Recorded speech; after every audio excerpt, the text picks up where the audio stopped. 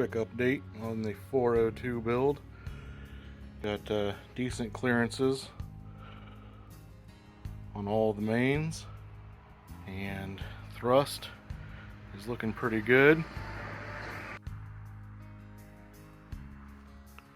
And spins over real nice and smooth.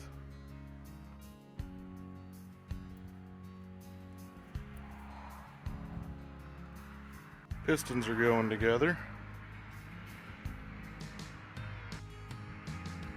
If you know, you know. Well, one of them got away,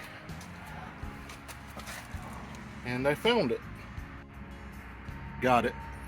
I'm beginning to think I should probably be wearing safety glasses.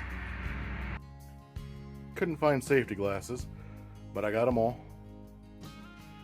I'm going to double check my work in the morning, make sure I didn't mess anything up, and then I'll be putting the piston rings in.